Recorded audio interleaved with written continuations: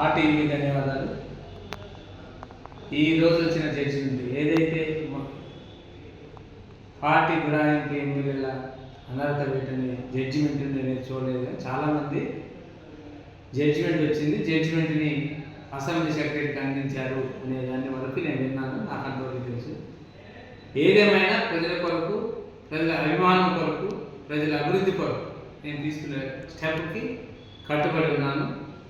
ఏ విశ్వాసం అయితే నేను ఆ రోజు ముఖ్యమంత్రి గారిని నా నియోజకవర్గాన్ని అభివృద్ధి చేయాలన్నాను, అదేవిధంగా పొంగేటి శ్రీనివాసరెడ్డి గారు కానీ, తుమ్మల నాగేశ్వరరావు గారు కానీ, బట్టి విక్రమార్క గారు కానీ అందరినీ అడిగినాను. నా అభివృద్ధి నా ధ్యేయం.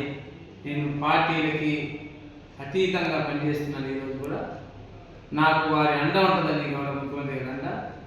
ఈ నియోజకవర్గాన్ని ప్రజలు చాలా వరకు తెలంగాణ వచ్చిన తర్వాత ఈ నియోజకవర్గంలో అయితే భద్రాద్రి నియోజకవర్గంలో పోయిన గత ప్రభుత్వం ఎటువంటి అభివృద్ధి చేయలేదు. ప్రజలు కూడా అదే అభిమానం కోరు.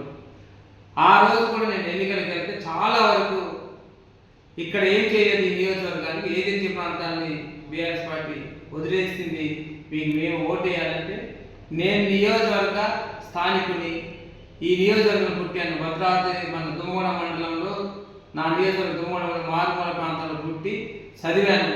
ఖచ్చితంగా అభివృద్ధి చేస్తాను, నన్ను చూసిన ఓటు వేయండి అని ప్రాధాన్యపడ్డాను. అదేవిధంగా ఏ పార్టీలో ఉన్నా నీకు ఓటేస్తున్నాం, మీరు అభివృద్ధి చేయాలని అన్నారు.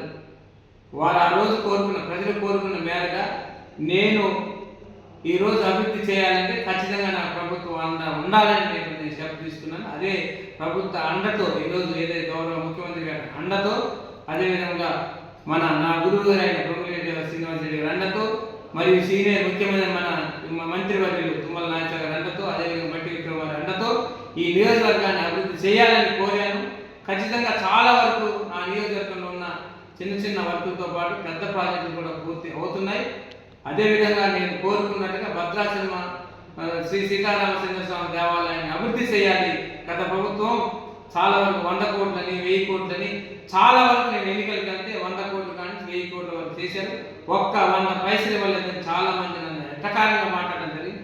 నేనున్నాను, ముఖ్యమంత్రి మన భద్రాచలంకి తలంబరాలు తీసుకురావాలని చాలా మంది వచ్చిన అడిగినా నేనున్నాను, ముఖ్యమంత్రి గారిని తీసుకొస్తాను, తలంబరాలు తీసుకొస్తానని మాట ఏదైతే ఇచ్చానో ఈ రోజున ముఖ్యమంత్రి గారు ఓడిపోయారు కాబట్టి ఆ పార్టీ ఇప్పుడున్న ముఖ్యమంత్రి గారిని తీసుకొస్తానని ప్రామిస్ చేశాను. ప్రజలందరూ కూడా మీకే ఓటు వేశాము, ఖచ్చితంగా మీరు అభివృద్ధి చేయవలసిన బాధ్యత మీ మీద ఉంది. ఖచ్చితంగా భద్రాద్రి శ్రీ సీతారామచంద్ర స్వామి దేవస్థానాన్ని అభివృద్ధి చేయాలి, మిగిలిపోయిన కరకట్టను పూర్తి చేయాలి. అదేవిధంగా ఈ నియోజకవర్గంలో ఉన్న పెండింగ్ చిన్న చిన్న ప్రాజెక్టులు కానీ, చిన్న చిన్న రోడ్లు కానీ ఎటువంటి అభివృద్ధి చేయలేదు.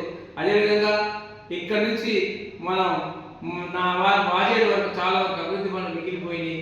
ఆ గత ప్రభుత్వంలో ఏమి జరగలేదు. మిమ్మల్ని నమ్మి ఓటేసాం, మీ ఏ స్టెప్ తీసుకున్నా మాకు అభ్యంతరం లేదు, మీరు నెగ్గి మా నియోజకవర్గాన్ని అభివృద్ధి చేయండి అని వాళ్ళు ఏదైతే ప్రజలు కోరుకున్నారో ఆ ప్రజల ఆలోచన మేరకు నేను స్టెప్ తీసుకోవడం జరిగింది. స్టెప్ ఖచ్చితంగా కట్టుబడి ఉన్నాను. ఈరోజు జడ్జిమెంట్ అయితే నేను చూడలేదు, జడ్జిమెంట్ చూసి నేను మళ్ళీ మీకు మాట్లాడతాను మనవి చేస్తున్నాను. Thank you sir. జడ్జిమెంట్లో ఒకవేళ మీకు వ్యతిరేకంగా వస్తే మీరు ఏ స్టెప్ తీసుకోబోతున్నారు సార్? దేనికైనా కట్టుబడి ఉన్నా దానికి నాకు ముఖ్యమంత్రి గారు, అదేవిధంగా పొంగులేటి శ్రీనివాసరెడ్డి గారు నాకు అండ ఉన్నారని భావిస్తున్నాను. అలానే తుమ్మల నాగేశ్వరరావు గారు కానీ, బట్టి నా నియోజకవర్గ సీతక్క గారు కానీ నా పట్ల విశ్వాసంతో ఉన్నారని, ఆ విశ్వాసాన్ని నేను నమ్ముతున్నాను. వాళ్ళ విశ్వాసంతోనే నేను అడుగుజాడులో వెళ్ళాను. ఖచ్చితంగా నాకు వాళ్ళ అండ ఉంటుందని మనం చూస్తున్నాను.